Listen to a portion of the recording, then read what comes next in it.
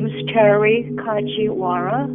I was born in mainland China. I grew up in Taiwan, and so that's where I'm from. My father's name is Yao Donghuan, and then his ID name is Yao Sheng.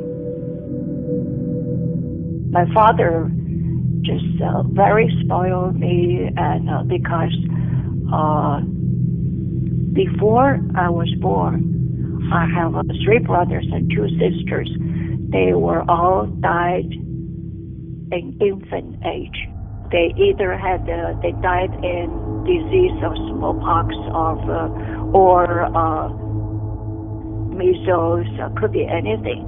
So they died very young age, like 1 year or before 1. So until I was born, my father was totally went nuts and spoiled me like crazy. My mom said that he loved to fly. He always take his airplane, which at that time was biplane. My mom said he always tried to sneak it to take me out, and then wants me take to his airplane and then flying around. I bet if he's still alive, now I'm very good pilot. Probably I could fly warplane with him. When I was born, at that time he was the Commander General of the Air Force, and he was Chief Commissioner of the Defense Police Department, and then he was Governor in Xinjiang. He sensed there's a danger towards his cabinet himself, and he sent my mother and me, and my mother at the time was pregnancy with my sister, so to Tacheng, which is the border of northwest Xinjiang, and from China to Russia. It's like probably 700-800 miles away from where I was born, and to the countryside to my grandparents. 3 months later, he was assassinated. My father and his almost 30 cabinets was instantly killed at the same time.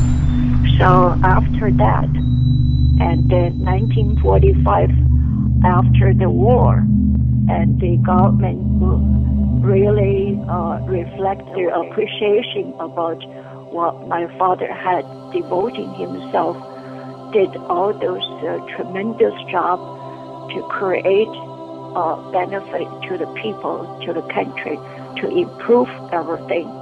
And so they built up the mausoleum for him and his cabinet. The Second World War, all we know was we had a hardship with it, and how Japanese were mistreating us, and then Nanjing, they massacred the whole capital city at that time in China. Within 3 months, was bombing and shooting, and was totally destroyed down to flat. It's all blood all around that people piled, and then hardly anybody alive until Americans starting to step out, bombing Japan, and finally ends up the war. And then you could tell how much Chinese people deeply down grateful to Americans and to the Western people who helped us. I do not have any hatred in my heart towards to Japanese.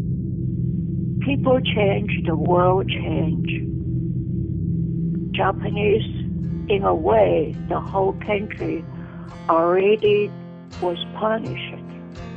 In a way, they should really stand out and then to announcing, even if it's not their fault in current time, but they should apologize firmly and to the whole world tell them, and they should apologize to Chinese government, to Korean, to whoever they did things to. It's a long past. Let's go to our new life. Important I would let you know is how this war affects to all of us, and then will teach us how to love each other more, and then how to be strong, how to be good, how to be a real human, and do not do anything to harm the humanity side. I believe we're really counting on your generation to accomplish all those goals.